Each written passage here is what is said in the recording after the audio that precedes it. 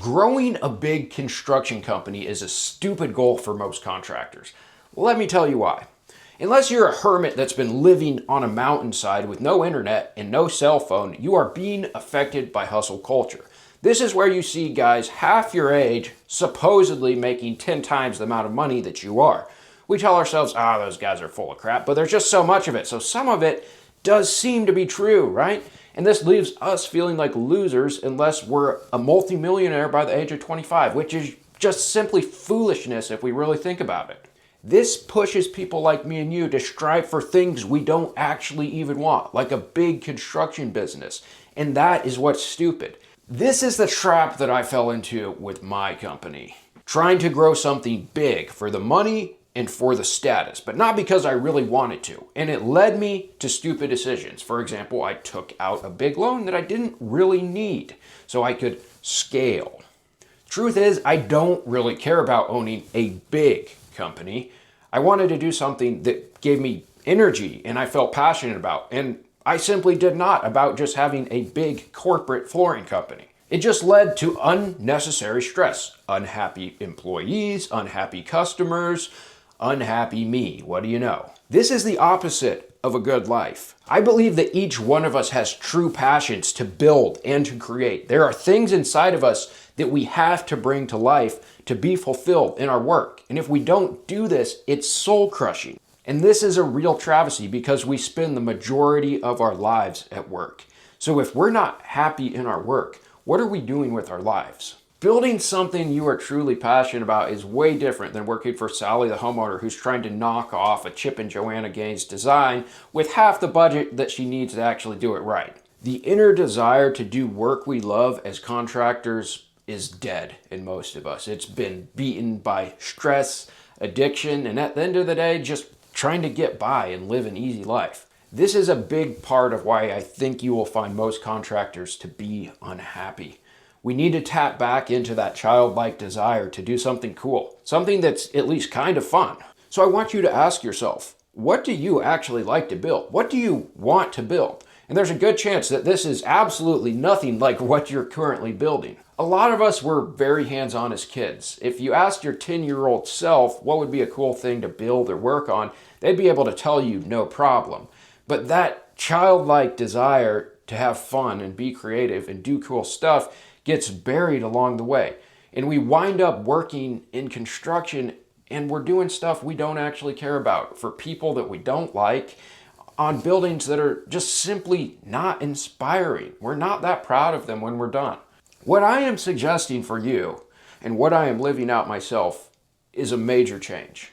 It is something dangerous. Most people will not have the courage to do it because it is hard and the chance of you failing is rather high. I am suggesting that you turn away from working just for money and go back to finding what you actually want to work on, what you actually find meaningful, and reorienting your life so that you can start working on that. It's not going to be easy. In fact, it's going to be very, very hard.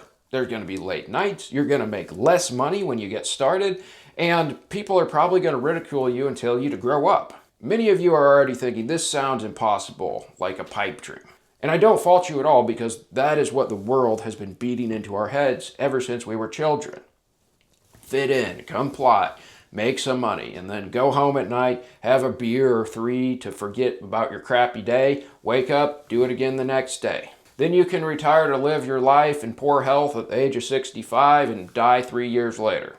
You were not made for that life. It's time for a renaissance in construction, and it starts with us contractors, us tradesmen. We need to start building awesome stuff again. And the only way that we can really build awesome stuff is to build stuff that we actually want to make. If you're a production carpenter working on box homes for Ryan Homes, maybe this means spending your evenings studying old catalogs with awesome historical millwork in it, practicing how to make certain cuts, buying the machinery to run, flat wood stock through and produce awesome moldings that don't exist anywhere in Home Depot. You can't buy them. It's a lot of work. For the general floor guy who's just slapping in LVP, putting carpet down, this might mean going to classes to learn how to set intricate tile, learning how to do hardwood floors, learning how to build complex parquets and refinish them. To do this, he's probably going to need to set up an entire mill to produce these flooring materials. He's probably going to need a showroom to show people what's available to them. It's going to be hard. It's going to take a lot of work, but it's fulfilling work. And if you hate your trade altogether and there's no part of it you actually want to do, maybe you need to go start from zero. Maybe you need to go be a laborer in your evenings for somebody who's willing to teach you. But how do you know what you actually like to do? I had a guy comment on a recent video about how he wasn't interested in progressing in his career any further. He sounded burnt out on life and just unhappy. So I asked him, I said, what do you want to do? And he wasn't sure. He didn't seem to really have any more aspirations, any more dreams. And I'm not singling this guy out at all. I actually think that that is where most of us are. We get to where life has just beaten the passion out of us.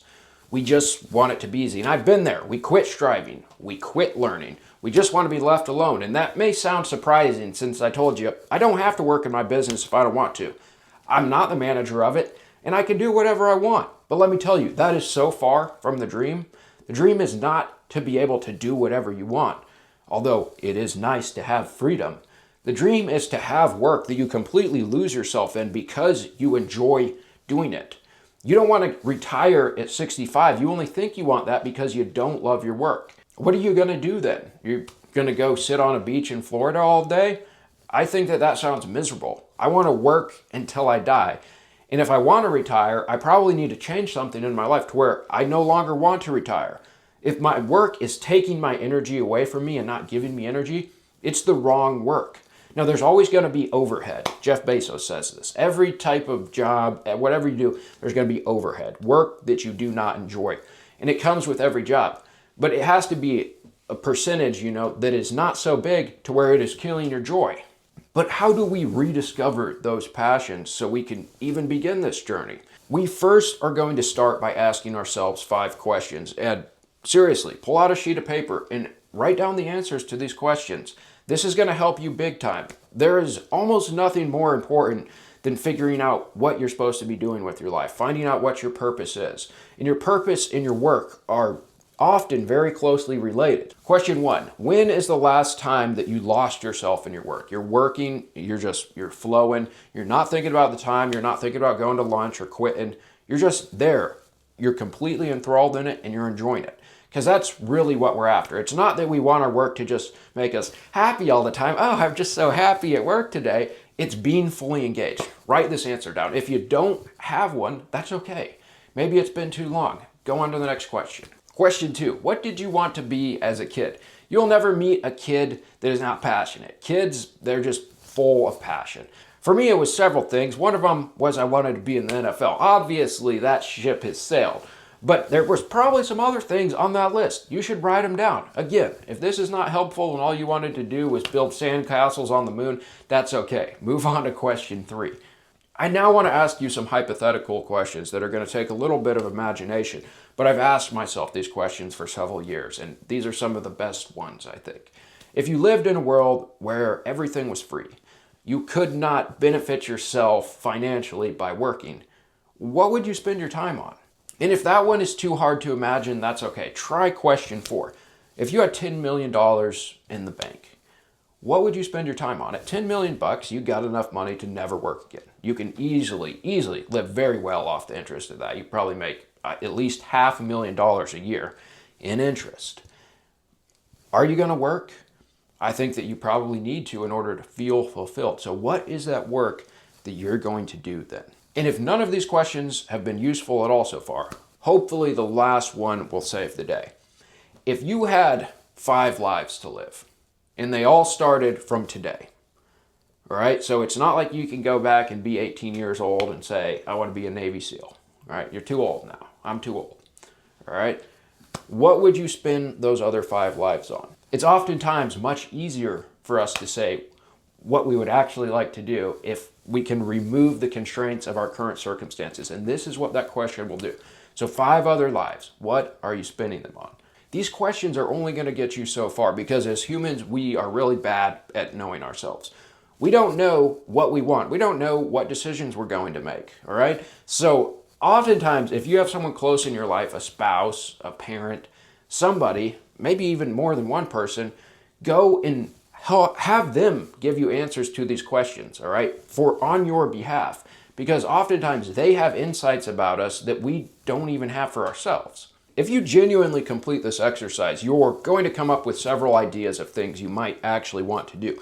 The only problem is you don't know for sure if you actually will enjoy doing these things. So you're going to have to go out and take some action at some point. And you've got to be willing to be wrong. So don't bet the entire farm on your first thing. So the first thing I actually decided to do is I'm going to go start an excavation company from scratch. I'll just, leave Lumberjack to do its own thing.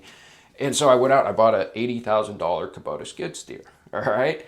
I'm actually not going to do the excavation thing. I'm still have some ways to put it to use, but you got to take action on some stuff. And I'm not saying to go do that. It probably wasn't that wise. It probably could be spending that money better.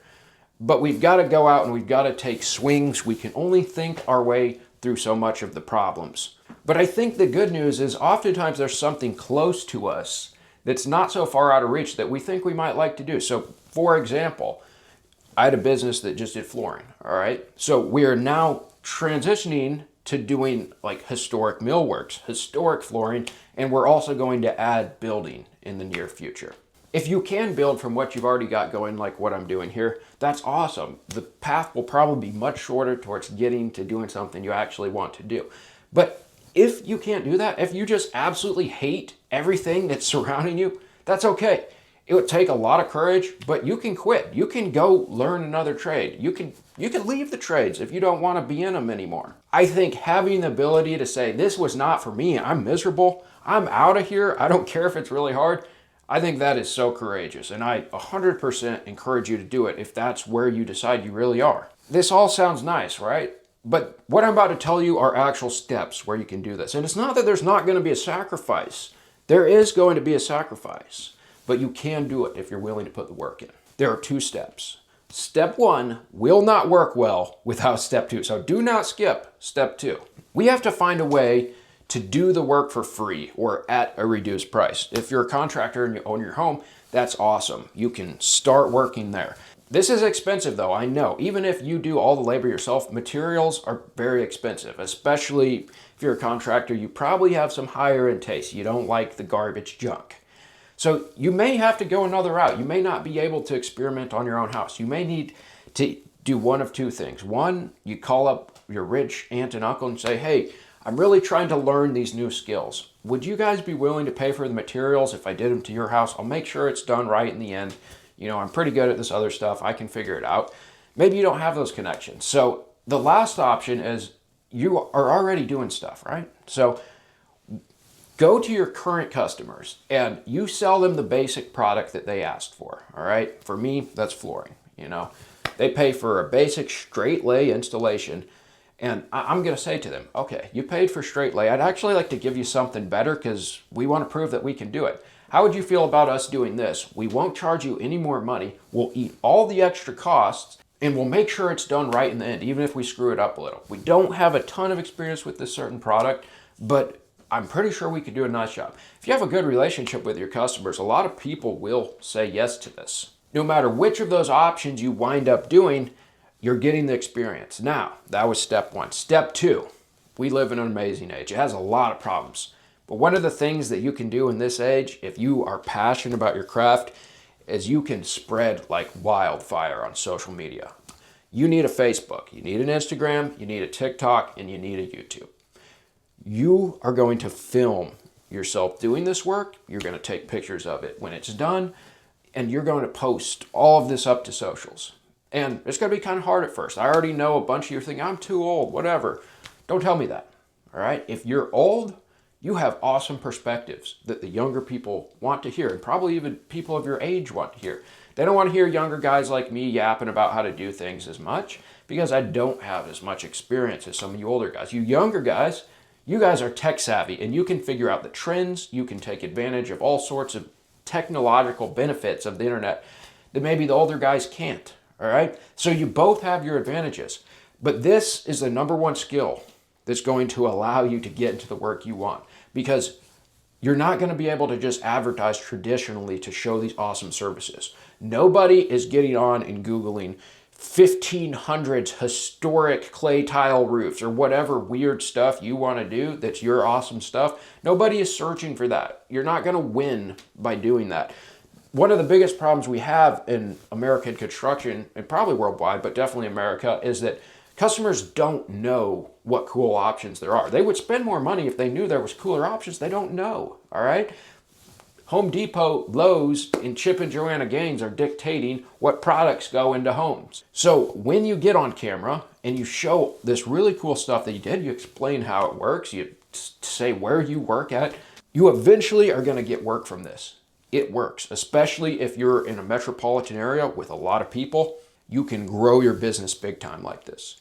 This is how I am betting my company. And if you've sensed my passion for this subject, that's because this is not just a video for me. This is my life thesis from the last few years of how I have decided to live my life.